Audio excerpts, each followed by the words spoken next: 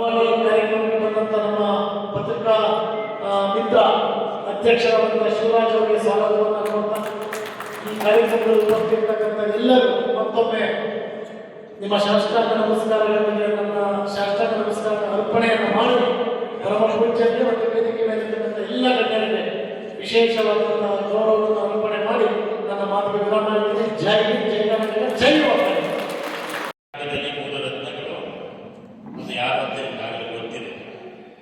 ಇತಿಹಾಸವನ್ನು ತಗೊಂಡ್ರೆ ವಿಧಾನಸೌಧವನ್ನು ಕಟ್ಟಿದಂತಹ ಜನರಲ್ 15 ಕೀರ್ತಿ ಅವ್ರಿಗೆ ತಲುಪುತ್ತೆ.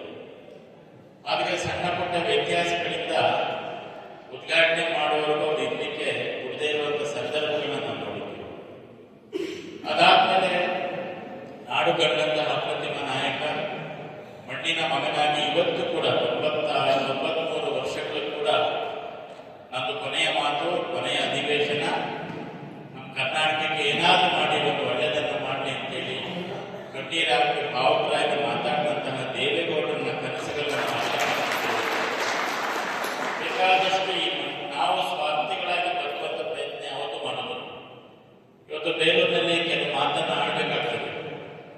ಬಾಲಗಂಗಾಧರನಾಥ ಸ್ವಾಮೀಜಿಯವರು ಒಂದು ಕಡೆ ಬಂದು ಒಂದು 200 ಜನ 2000 ಜನ 3000 ಜನ ಸೇರಿದರೆ ಒಕ್ಕಲಿಗರು ಅಂತಂದ್ರೆ ಅದಕ್ಕೆ ಬಾಲಗಂಗಾಧರನಾಥ ಸ್ವಾಮಿಯವರು ಬಂದಿದ್ದಾರೆ ಅಂತಂದ್ರೆ ಅಲ್ಲಿ ರಾಜಕಾರಣಿಗಳು ಭಯ ಪಡುವಂಥ ವಾತಾವರಣಕ್ಕೆ ಏನು ಮಾತಾಡ್ಕೊಂಡು ಹೋಗ್ಬಿಡ್ತಾರೋ, ಏನು ಸ್ಟೇಟ್ಮೆಂಟ್ ಕೊಟ್ಬಿಟ್ಟು ಹೋಗ್ತಾರೋ, ನೇರ ನುಡಿ ನೇರ ಮಾತುಗಳನ್ನ ಮಾಡಿದಂಥ ಪರಮಪೂಜ್ಯ ಮಹಾಸ್ವಾಮಿಜಿಯವರು ಅಂತ ಅದು ಭೀತಿ ಅಲ್ಲ, ಭಯ ಅಲ್ಲ, ಭಕ್ತಿಯಿಂದ ನಡ್ಕೊತಿರೋದಂತೆ.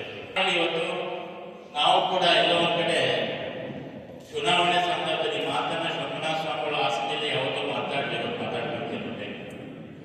ಚುನಾವಣೆ ಸಂದರ್ಭಗಳಲ್ಲಿ ಇವತ್ತು ಮಠದ